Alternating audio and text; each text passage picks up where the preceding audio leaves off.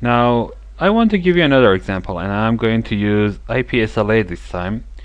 You see that I have the tracing for this specific type of traffic, and you can see that it goes through the way that I have just assigned. Now, let's go to router 3. And on router 3, I want to shut down the fast00 interface. So I go to interface fast00 and shut it down. Now let's see what happens. If I go to switch 2 and try this trace again, it is not working. And I want to be able to predict this type of behavior. So for this, I change behavior. Let's go to router 3 and now shut it again. And I'm going to create an IPSLA to predict this type of behavior. So IPSLA is going to be like this. I'm going to assign a monitor here. You may see something different from what I see on my router, because different iOS versions have different implementation of IPSLA, and sometimes you see IPSLA monitor, sometimes you see IPSLA. And I'm going to have a number for this IPSLA monitor 1. I'm going to have type of, let me check, Ccnp echo or something like this. That is going to be here type echo.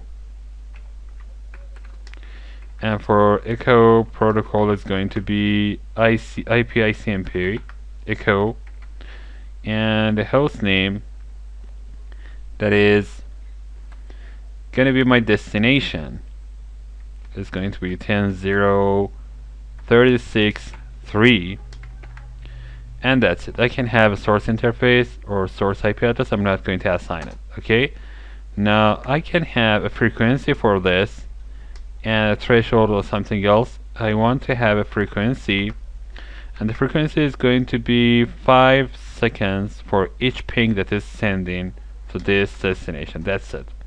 Now I don't want to create anything else. I just want to go back and start it. So I exit. Use IPSLA monitor 1, and here of course IPSLA monitor schedule, and the entry number is going to be 1. And of course I didn't start. I need to have it live to be forever. That means it is starting now and it is working until I just come and disable this schedule, and the start time is gonna be now. So this SLA monitor is just working. So if I show IPSLA monitor 1, or let's end this and see the exact command here. Show IPSLA monitor, and I'm going to have statistic, of course. You can see that SLA monitor is just working, and you can see that the type is receiving the echo reply messages, so it is okay, and it has done it 6 times until the execution of this command. If I exit again, execute it again, you can see that now it is 9 times. So let's go to configuration. Now I want to have a track configured. The track number is gonna be 1, and it is an SLA, that is here RTR, response time recorder, and it has an entry number of 1 because my SLA number is 1. So I renamed this track 1 RTR1, and I want to have the reachability checked here, or I can have state checked here. So I try state. Both will be the same, so I can have kind of delay or default or exit or anything else. I just exit this command. Now I have a track. Now if I show track, you can see that the track is okay and state is up, because you can see the code is okay. Now I want to add this to my route map. So let me show the running configuration of section route map here and change the configuration a little bit. So I see the route map like this, and I go to route map configuration until the set is here, and here I want to add something.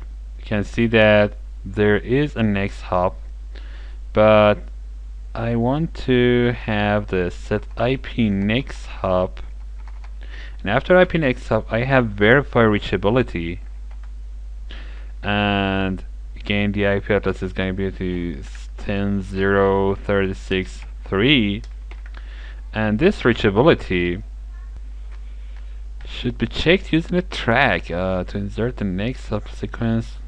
Let's have one here, and now I have track. As I told you, the version of iOS may be different on your router, and you can implement it in another way, but the track number is 1. So I have this. Now let me check the running configuration of this route map again and see if it is working just fine. And now you can see that this is the configuration I have. So just have it, or better to disable it and enable it again. So I copy every line to Notepad and go to first line and add this and remove this line.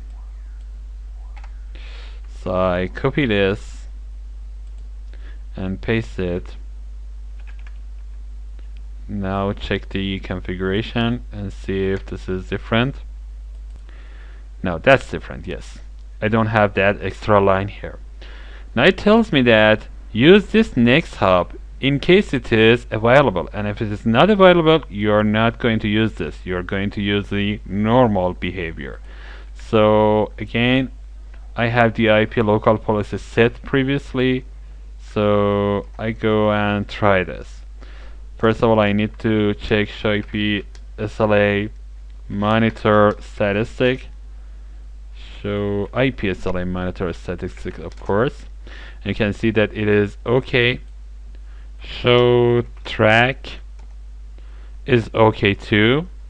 Now, if I try to trace 110.155 from my local interface loopback 0, you can see that it goes the IP next hop that I just used. Now I go to router 3 and shut this interface to check the configuration. Now if I go to switch 2 and try the track, you can see that the track is going to be down in a minute, and you can see that the track is down. Now that the track is down, I can trace this. You can see that it shows the normal way. It goes to router 1. Of course, it is timing out because of something else.